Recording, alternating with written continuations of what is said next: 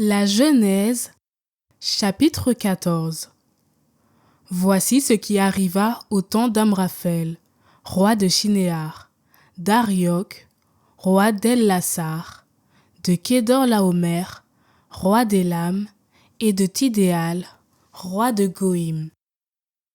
Ceux-ci firent la guerre à Béra, roi de Sodome, Birsha, roi de Gomorre, Shinéab, roi d'Adma, Sheméhéber, roi de Séboïm, et roi de Béla, c'est-à-dire Soar. Ces derniers s'étaient tous rejoints dans la vallée de Sidim, c'est-à-dire la vallée de la mer morte. Pendant 12 ans, ils avaient servi Kédor-Laomer, mais la 13e année, ils s'étaient révoltés. Au cours de la 14e année, arriva Kédor-Laomer et les rois qui l'accompagnaient. Ils bâtirent les Réphaïtes à Ashtaroth-Karnaïm, les Ouzim à Ham, les Émim à Savé-Kiriathaïm et les Horites de leur montagne de Séhir jusqu'aux chaînes de Paran qui est au bord du désert. Puis ils s'en retournèrent et arrivèrent à la source du jugement, c'est-à-dire Kadès. Ils arrivèrent tous sur le territoire. Ils ravagèrent tout le territoire des Amalécites et battirent aussi les Amorites qui habitaient à Haséson Tamar. Sortirent alors le roi de Sodome, le roi de Gomorre, le roi d'Adma, le roi de Séboïm et le roi de Béla, c'est-à-dire Soar. Ils se rangèrent en ordre de bataille dans la vallée de Sidim, face à Kédor-Laomer, roi d'Élam, Tidéal, roi de Goïm, Amraphel, roi de Shinéar, Arioc, roi d'El-Lassar, 4 rois contre 5. La vallée de Sidim était creusée de puits de bitume. Dans leur fuite, le roi de Sodome et le roi de Gomorre y tombèrent, et les autres s'enfuirent vers la montagne.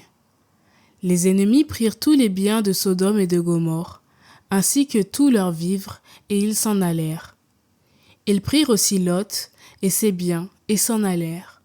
Lot était le neveu d'Abram, et il habitait Sodome. Un fuyard vient informer Abram l'Hébreu de ces événements. Celui-ci demeurait aux chaînes de Mambré l'Amorite, le frère d'Eshcol, et d'Aner, qui étaient des alliés d'Abram. Dès qu'Abram entendit que son frère avait été capturé, il mobilisa 318 hommes de guerre qui appartenaient à sa maison et mena la poursuite jusqu'à Dan. Durant la nuit, il se déploya contre ses ennemis, lui et ses serviteurs. Il les battit et les poursuivit jusqu'à Oba, au nord de Damas. Il ramena tous les biens. Il ramena aussi son frère Lot et ses biens, ainsi que les femmes et tous les gens. Le roi de Sodome s'avança vers la vallée de Chavé, c'est-à-dire la vallée du roi, à la rencontre d'Abram. Celui-ci venait de battre Kédor-Laomer et les rois qui l'accompagnaient. Melchisédek, roi de Salem, fit apporter du pain et du vin. Il était prêtre du Dieu Très-Haut. Il le bénit en disant : « Béni soit Abraham par le Dieu Très-Haut, qui a créé le ciel et la terre, et béni soit le Dieu Très-Haut, qui a livré tes ennemis entre tes mains. » Et Abraham lui donna le 10e de tout ce qu'il avait pris. Le roi de Sodome dit à Abraham : « Donne-moi les personnes, et garde pour toi les biens. » Abraham lui répondit : « J'ai levé la main vers le Seigneur, le Dieu Très-Haut qui a fait le ciel et la terre, et j'ai juré que je ne prendrai rien, pas même un fil, pas même une courroie de sandales, rien de tout ce qui t'appartient. Tu ne pourras pas dire : c'est moi qui ai enrichi Abraham. Rien pour moi, seulement ce que les jeunes ont mangé et la part des hommes qui m'accompagnaient, Aner, Eshcol et Mambré, qu'ils prennent eux-mêmes leur part.